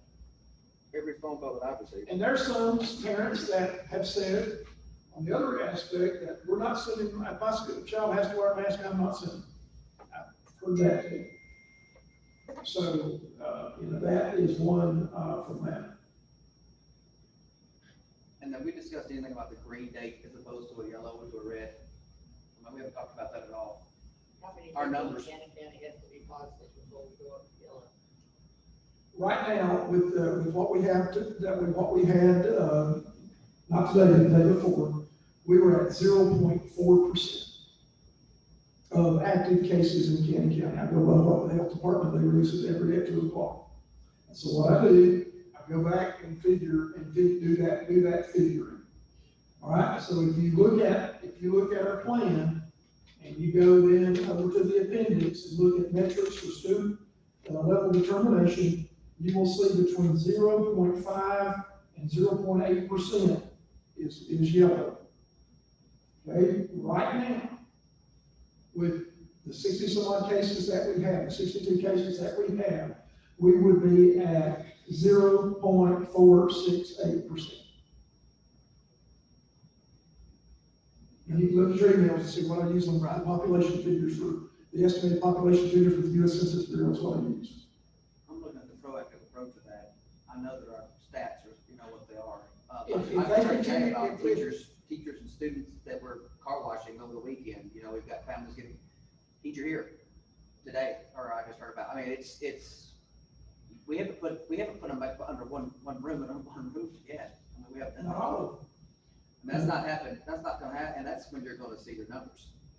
That's what happened everywhere else. In fact, Mr. Elroy, what we're gonna see, and I talked with other directors throughout Upper Cumberland, I'm due for a call with Upper Cumberland directors tomorrow at 9, or webinar, excuse me, as I'm zooming, so trying to go over to county every time for a meeting. What I'm doing is contacting with them, and every one of us have discussed the same problem, and that is, it's not our students, it's our staff. That's really concerned. The staff is what's going to, I mean, that's what they're telling me, everywhere, high school, elementary schools, I've talked to them, and they're very, very concerned. I mean, you've got staff that are high risk. And I know that it was quoted today that the staff member said, I felt like when I signed in, I was signing the will. And that was quoted, I mean, that came through our system, that they're deathly scared that they're bringing that back to family. And it's just going to increase. I mean, these cases are going to increase. That's in stats all the way around us. You've seen what we're looking at. and I just don't feel like we should be green. I like we should be a little, that's just my personal opinion on it. I don't think we're green. I'm living, every day in the borough, and I'm watching what we've been doing since ground one with everybody's home. And it's not. the borough's been red for a long time. We've They're been still- red, they're we've been still on. white, and where does everybody work? Where's everybody commuting from and to? And that's where we got our active cases about the borough here. Students. And as soon as we get up there, we put them all under one roof. We put them in here. How long do you think we're gonna be in school? We're gonna go virtual. I mean, it's gonna happen. It's gonna go like that. But then we're infected. So it's wildfire. I just don't feel like we're anywhere near green. Mask, being mandated, I feel like that's something that needs to be, that we need to look at that. And after talking to all these concerned teachers and, these families, and like I said today, I've got talked to 3 today, and they were out at car washes and stuff, getting ready for school events, and come back, and they've been around how many? They've exposed a team of 15 outside, and you put them inside of a classroom? We're looking at a real deal outbreak. I mean, and if we be proactive and not do those things, and mandate a few things there and back up, maybe we can keep ourselves, out of that red zone that Murfreesboro's been experiencing since day one. Since they hit. But you look at that, and two, that like Rutherford Day is like 2,000 some odd cases, and we got like 62. Yeah. So, I mean, that's. And we've been out. We've not been around each other. I mean, they've been on a playing field, I think, some football, that kind of thing. But they have not been sitting right beside each other. And that's what I'm looking at, a real concern there. And that's the concern that what I'm speaking about is these people are coming to me and telling me that are working with these children every single day. And they feel like, it's real threatening. It's a real bad feeling for them when a teacher says, I felt like I was going to sign my will away. They're pretty concerned with what's fixing to happen in the school. And the safety of the child is the number one. You get staff that's going to have to be right with them. And as soon as because I've seen it firsthand, what I'm saying, that's what I'm speaking about. What happened to us at the department and at the city. I mean, it goes quick. I mean, you're talking one day, no symptoms, no fever, nothing. I test them, and I've got always 7 deputies in a day. 7 in a day. And that's going from, me and him just ran together. We come back in, no symptoms, don't feel bad at all ex-military, push through, doesn't have any, and I've got to send them out. And then guess what happens after that? 35 more go down. Then after 35 goes, that goes into the 100, and that's how that happens. It happens just that quick. That's what is frightening the teachers. It's frightening the people that are having to be, these close quarter. That's a real concern of theirs. So I have to speak on the green as opposed to where we really need to be, and then the mandated mask. I mean, it's anything we can do to protect them. That's why we're here. That's the first. That's the first step. It's a safe and supportive learning environment. It is, and I just really feel like, we could back up on a start date. We could, there's a lot of different things. There's a lot of different things we can look at on that, but right now we're going to see it. It's there. It's coming this way. Did you see the Tennessee stats on that? Where we're listed out of all states right now on active cases a day. We're top 10, top 5. It's here, it's all around us. And they're super concerned, and I had to speak and tell that. I would be concerned too if I was working as a staff member, coming in and being exposed, because let's face it, if weight, temperature or not, chances are they could be sent to school. A lot of these schools are just get them, just take care of them for the day. I gotta get to work, kind of, that's exactly what happens. We know this is what's gonna happen. They're gonna come in and exposure hits and then that's it. Are you testing at work? Yes, They'll give them the test. 1,000 inmates and 500 employees. So if you put that on stats down here, I mean, that's when you put them under a roof. So you put them in Woodbury Grammar, you put them over at West Side, you put them at Woodland, you put them all up under one roof, and when that hits, then there's no going back. I mean, you've got your exposed at that point. Well, what do you recommend? I mean, you've been in it since day one, where you, Our deal for here, I don't believe we should be green. I don't think that at all. I don't think that we're close to the green level at all. And the way we're trained with it is, that's the color on the reactionary gap. It's where you're at, yellow, red, orange. I mean, we're orange, yellow. I mean, even in some places probably red after hearing what I'm hearing around the county. And a lot of those, y'all have, probably, I'm sure you've got phone calls already. They're real concerned with that. Personally, I thought it sounded like a great plan for me, and I've even heard of this system. I think Mr. Nichols had it, and he probably had to elaborate with that a little bit more. But backing up, have you seen what's happening around us right now with DWSAA? I mean, your scrimmages are gone, seasons are gone. We're slowly, progressively headed to where nothing involved, and that's what we're looking at. And you know as well as I do, if we put them right back into school as quickly as we're wanting to put them in, what's going to happen when they get in there for 7 to 8 days, maybe 2 weeks, 3 weeks, this as well as I do. And then what's going to happen? We're going to go right back out virtual. That's what's going to happen because we're going to have exposure. Waiting, backing up and looking around and seeing, assess the situation, kind of back up the date, just what the start dates, and then kind of look back and see kind of where we're at, because you're talking about stats locally around. Have y'all seen them around? Coffees and the Putnam. I could just name them all the way around. What's happening all the way around us? We're right in the middle of it going on. And one thing and talking about the directors, they're facing the same things we are, opening up, and the gap, for instance, the Northeastern of us, they had to delay because it was a staff issue. They had to delay. Well, that's the problem. Yeah, the exposure to staff. Then what? And so what you'll have to take it to my school. Sometimes all over the hallway. How many days out of the department? 500 in the jail there? Oh, the jail, I'd have to ask, it's every day, like my stats today. You don't know how many of the 500? You know about 10 cases, 20 cases? No, hundreds. Hundreds? We're talking about inmates locked up too, like, you put 900 that was not exposed. They were inside already, and we're bringing that in with officers. Once that hits the camp, you're talking, 15 a day, average, going into isolation, respiratory observations. We're not set up for respiratory observations here. We're just not. That's at home. We may have to go totally in isolation, but we'll have a whole generation that'll take us 2 years to catch up if we ever get out of it. Guarantee you that. Oh, it's good. Yeah, we're back. We are now. We're back up. We're back We're now. already behind. We're gonna be further. We're gonna have a generation gap here that's gonna be never to catch up.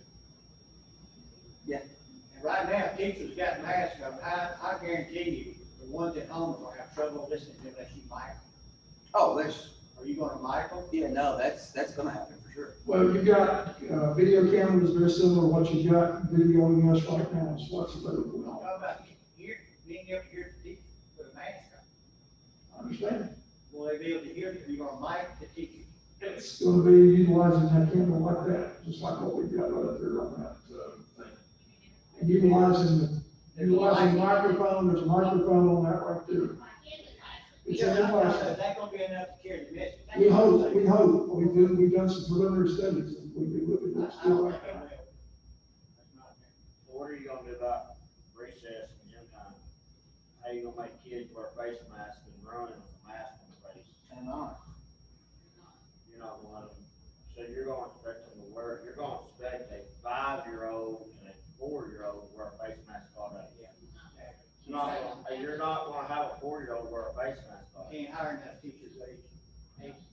Following around. well, Not once as your cool. teachers get sick though, there's no, you couldn't pay a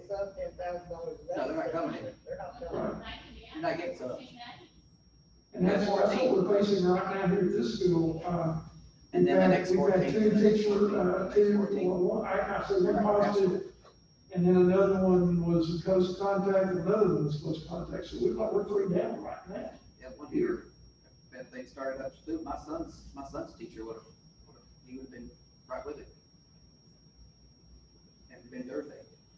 He's out with it, positive. So any child that comes to school with preconditioned lung problems, asthma, acute asthma, may as well not even come to school. Right now, our distance learning is learning about 10% of our population, a little bit under 10%. Correct, Ms. Black? Looking like our learning, distance learning is a little bit under 10% right now. Well, I can say this to you, Wade, if that child,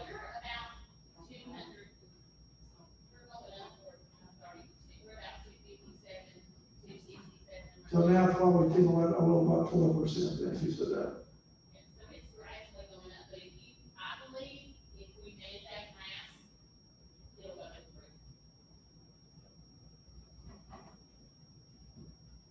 that kid that has acute asthma though, if he's infected by a child that's not wearing a mask, that's coughing on him or sneezing on him or whatever, he could have been saved a whole lot of trouble. That's what I'm saying, we'll stay home. And they will. You know they're going to. They're not gonna do that. They're gonna stay home. We're gonna see a lot of that.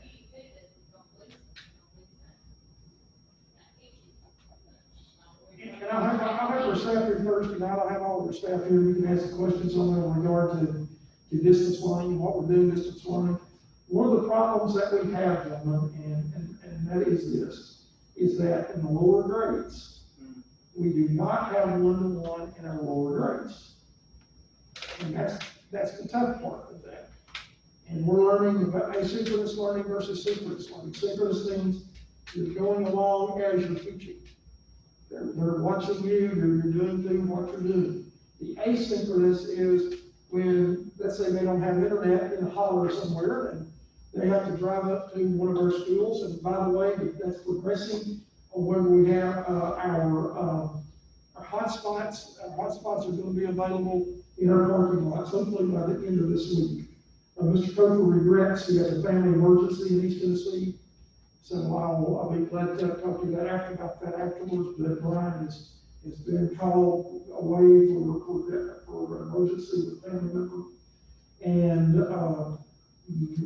Tim is here overseeing as well as Mr. Michael Bedford. So our technology guys are overseeing, but we have contracted that out with the hotspots in. So I've been told that, Tim, if you talked to Brian earlier today, and if that still is going before, hopefully installed before the end of the week. The high school is complete, the grammar school is the next on the list. Okay, so the high school is complete, so anybody listening, the high school is up and running, correct? So we have a hotspot at the parking lot of Cannon County High School. What does that offer? Basically, it's giving you Wi-Fi, and that Wi-Fi, you're getting the Wi-Fi enough where you can download the speeds of capable to download whatever you need for your computer for that class. And so we have some people, although when you sign up for distance learning, you had to say that you got a device and you got an internet capability. But I don't know if some people didn't read that or just signed up, and now we're going to try to have to get devices to those individuals that don't have devices. I had one person pull up just the other day and wanted five Chromebooks for the 5 students that she learned.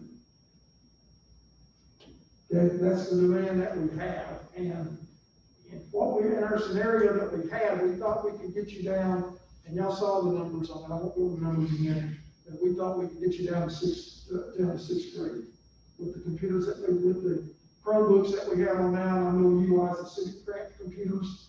Federal state, I'm going to utilize those. Now, this is a bona fide emergency. I'm not Bill Gates, but how many, what's the capacity? How many people could drive up, is it unlimited? Tim, you might, and Brian's not here to take that, but you can Our Wi-Fi can take quite a capacity. The high school has been running full capacity for 3 years already, so. Like 25 people drive in the parking lot of the west side, they can download. Yeah, Timetables. with the system we've got set up now and our increased bandwidth, I'm not foreseeing a problem, but you never know you have a problem until you really put it to the test. But the high school, Kansas High School, you've got, 500 and some odd students there on a daily basis that are running laptops all the time. And downloading and doing all this and doing all that all the time. So, all right, How many kids we have that do not have internet access? I'm talking about. that's a good question. We were in the middle of the surveys and doing that. Mr. Chairman, I don't know exactly. We would have to poll again, probably every single parent in the district that I would have principals to do that. And we may end up doing that if we were to go to a full virtual scenario. So, Mr. Mullin? Thank you, Jim. Are the kids that, don't have internet access, are they gonna be able to get to the high school to download it? I think that's a golden question. That is, and a lot of the high school, I wish Mr. Nichols may not want to chime in on that. Most high school students have cell phones. And cell phone can be a hotspot. And most of them, I think, unless they're in some remote holler here in Cannon County somewhere, they make it a plan to have a cell phone. Mr. Nichols, are you still there? If you would buzz me in, buzz my phone, and I'll get you there, Mr. Nichols, and you might want to talk to that about high school students with capability. They have the computers. Okay, Mr. Nichols, I'll put you on speakerphone. Okay. You might want to talk about how many high school students really does not have internet access. We're, as we're doing this phase in right now, my teachers are collecting that data. I think for last spring, it was roughly about 80 students, roughly that didn't have anything. I mean, that's just really just a rough number. I will have that information by Friday. I'll know how many of the high school students has internet or does not have internet at their house. I'll have this data for you by Friday. So if you're 500 and some odd students, probably let's just say 576 from last time, I'll have to look at my numbers. My new numbers, I'm not looking at that, Courtney, so let me, excuse me. You're looking at on campus right now, well, you're saying as of right now, 559, am I reading that correct, Ms. Black? Well, she had to leave for a second, so, we've got 559 on our teachers right now, Courtney, is that correct? And then. That sounds pretty close to accurate right there. Okay, so on campus, about 479 is what you have on campus, so you're saying, with that 559, you probably got 80 students approximately who have internet capability at their home. I would say that's a good rough number, but like I said, I will have to accurate data on Friday. Okay, so about 15, you're saying about 15% of your population is what it is. That's probably pretty close. Okay. So that answers it, we get the answer to the question was, Mr. Chairman?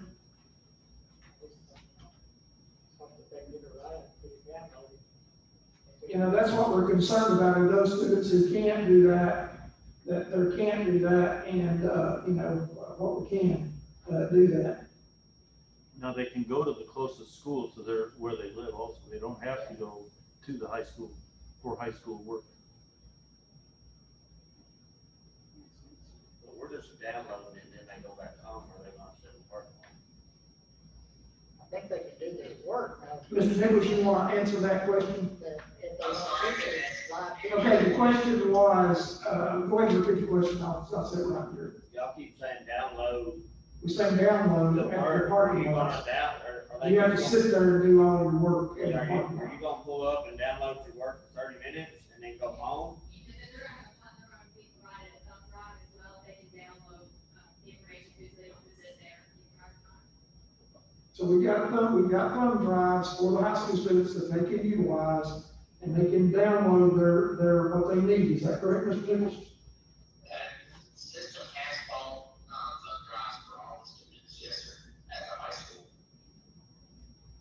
So they will not have to sit there in your parking lot downloading, sitting there in your parking lot all day long participating in their classes.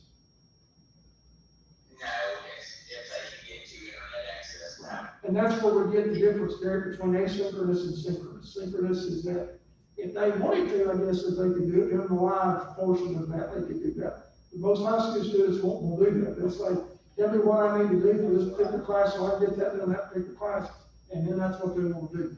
But some classes, like our CTE classes, will be very much hands-on. And especially after the first 9 weeks. The first 9 weeks, it's mainly a lot of book stuff that they're doing and procedural stuff that they're doing in the CTE classes. It's when you get to the second 9 weeks and on beyond that you do the hands-on on your CTE courses. That's what I'm worried about is those CTE people that are doing that in a full virtual environment. As I told my staff, and we continue to tell our staff, gentlemen, we're both going where no one has gone before. No one has ever remotely thought about this, at all, about these kinds of scenarios. Just like what you're in your own environment, you didn't think about worried about these kinds of scenarios at all. And the same thing in our school environment. Any more questions while I have Mr. Nichols on the line? Okay, thank you, Mr. Nichols. We appreciate it. All right, anybody have more questions? I will try, Mr. Chairman, as part of my director's comments. If you'd like to bring this on the agenda, I talked to the chairman on that about the design. Any member is doing that, but we're doing our homework. I've been working, all of our staff have been working long hours. All of us have been working long hours, and I appreciate every effort, and I appreciate every effort of our staff members. Personnel wise, getting my personnel reports, and we're just about to fulfill most positions in our district, which is good. That we can find people that are really committed to the students in the middle of the COVID epidemic. I can't say that better staff. That's all the comments I have, Mr. Chairman.